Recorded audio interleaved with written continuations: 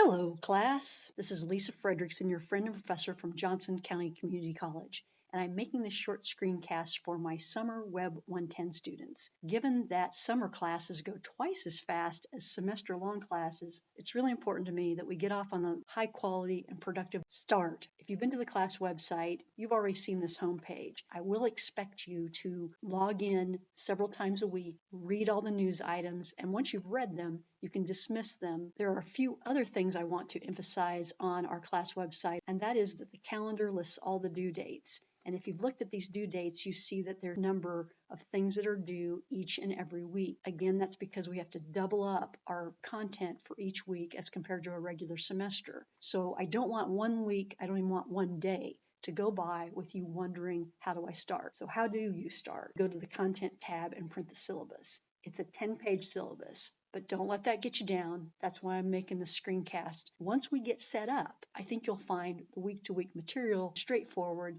fun, and rewarding. At least that's my goal. So here's the syllabus. I always encourage students to print these and keep a hard copy for their own purposes. It's got the description, the course objectives, the textbook, every week what we're going to do and what is required. So it's our contract. Here are the points for the class. A great deal of the syllabus discusses the software that you need, and then we're going to be publishing those files to the JCCC server using another free piece of software, FileZilla. FileZilla simply helps you get your files from one location to another. I have a whole screencast just on how to use FileZilla to publish your web pages and submit your homework. So do not worry if you've never used that before. You'll use it in this class and you'll be a publishing genius at the end. So on this content tab, the syllabus is an absolutely key document. I also have a Q&A document that's quite nice. It's how a distance class runs with common Q&A that I've received from students over the years. The data files are obviously important because as you start going through the textbook, I'll be assigning exercises. And sometimes you create those files from scratch, and sometimes I give you a starter file to work on. Reference materials and these other documents we'll talk about later. The discussions tab are for your questions. Dropbox is where you're going to submit your homework. Quizzes is where you're going to take your quizzes. You're going to like my quizzes. They're open book, open note. They come from a random list of questions that are generated, and all the questions come directly out of the book. So all of this is to drive you to get really comfortable with your book. And let's talk about your book.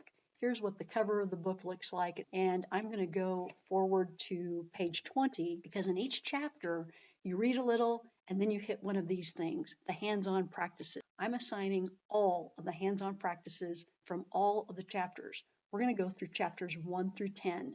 So I want you to read the chapter slowly, and then when you come to a hands-on practice, you're just going to do that. You'll submit the hands-on practice exercises, and I believe in chapter 1, there's only 1 of them, but in some chapters, there are up to 10 little tiny hands-on practices per chapter. Once you finish them, you will submit the folder that contains those files for each chapter, and you get 3 points of credit for simply doing these little hands-on practices. I can promise to you that if you do these little hands-on practices within each chapter, you'll be ready, you will be solid to do the exercise at the end of the chapter. Starting with chapter 2, we start our case study at the very end of the chapter. So the second part of each chapter is that we're going to be doing the Pacific Trails Resort case study that comes at the end of each chapter.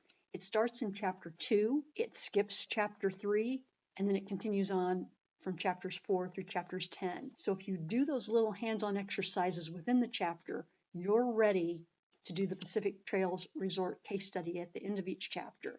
Now, the important thing to realize about the Pacific Trails case study at the end of each chapter is that it is cumulative. So when you submit your files for Pacific Trails Resort case study in chapter 2, I will grade those immediately and give you feedback back here on our class website. You'll click the drop box and you'll look for your individual feedback for the Pacific Trails project for chapter 2. Here's what it looks like.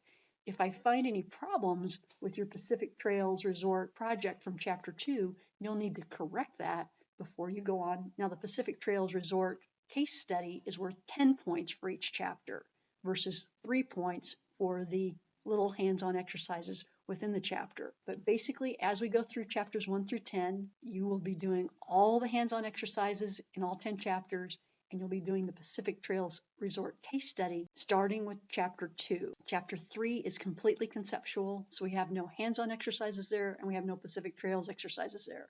But starting with Chapter 4 through 10, you'll just read and key the hands-on exercises, and then go straight into the Pacific Trails Resort case study.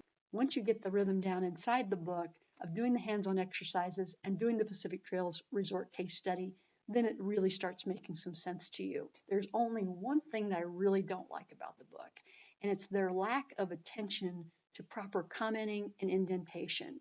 Look at the file on the left and look at the file on the right. They both are the exact same thing.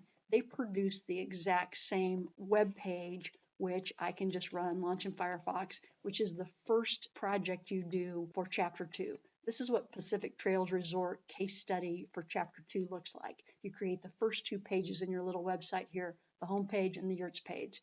So far, we have no styling. We're using default styles from the browser. We have no pictures. We have no styling, but we do have links between these first 2 pages, and we do have the textual content that we're going to put on the pages. However, if you submit something that looks like this file on the left, I'm probably going to deduct points, because what I want you to do is to get in the habit of using good documentation. Just to make that point in this class, I want your name and the current date to be the second line on all of your documents.